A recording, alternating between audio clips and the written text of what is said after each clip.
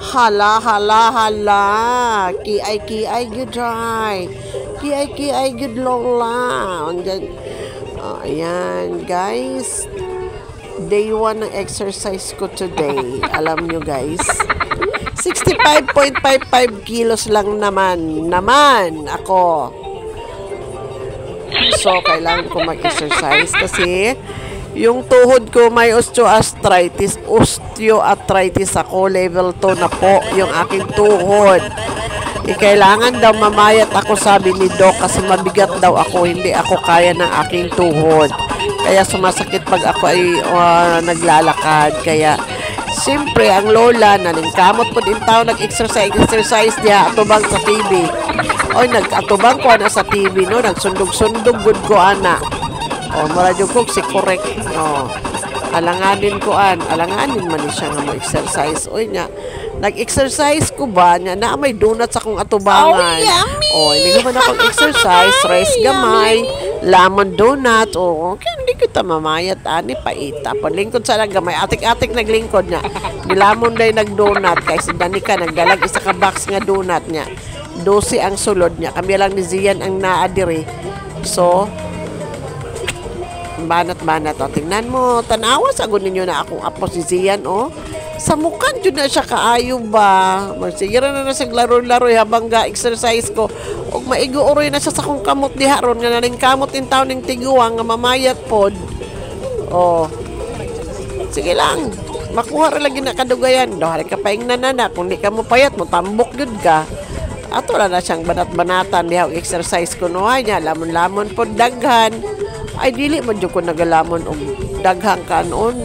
Halos di mga kumukaog kanon, guys. Ang akin lang talaga, yung mga sweet. Mahilig ako sa mga sweet.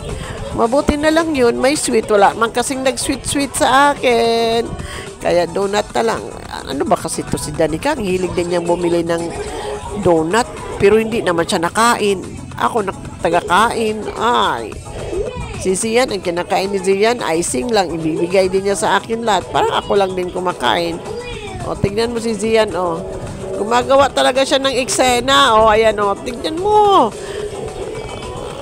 Nilalagyan niya ng laruan yung akong paa ba, akong tiil. O, yung butangan na siya. O, tanawa. O, mugara lagi ni bataa lagi. Uy. Ay. Makuha natin yung ating target. Oo. Kausapin mo yung ano, tingnan mo yung apo kong si Zian, o.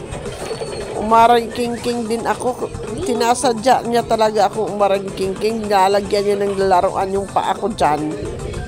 Hay, nako na bata talaga itong pasaway. Ayan mo yung ginagawa niya. Ano na nangyari din. Ayan mga batang talaga ito. Nalab ko si Zian. Tingnan mo, nag-exercise din siya. O, diba? Enjoy lang tayo, guys. Pero kailangan ko mag-lose weight. My God, makuha ko kaya yung target ko na 5 kilos. Konti lang naman ako pag lumalamon. Kaya may lang mahilig ako sa sweet. Oh, si Danica kagabi nagdala ng donut. Ngayon, donut na naman ito. Ano ba yan? Takpan ko nga to si Zian, B. Ay, nako si Zian. Sinasadya niya nga disturbihin yung paa ko.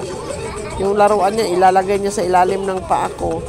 Eh, alam mo naman ang lola dyan, hirap-hirap na ang lola sa kaka-exercise. Pero successful naman yung exercise ko today, guys. Umabot din ako ng 1 oras, magdadalawang oras. Oh. At least successful naman yun.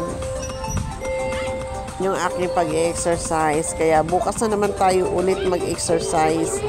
Update ko lang kung may improvement ba o kahit isang bawas, di katiting bawas o kahit isang kutsarang bawas yung timbang ko. Happy na ako doon. Hi! So guys, thank you sa panunood sa aking guys. Takpan ko yan si Lian B. Hi nako. So that is for today's video, guys. Thank you so much. Mag-speech muna ang lola, ha. Speech pa ba ang lola? Kasi nga, nagreklamo ang lola ninyo. Sumasakit ang tuhod pag hindi makapag-exercise. Exercise for me is good. Oo. Yan lang po. Marami pong salamat. that is for today's video, guys. Babu, mama, chup chup.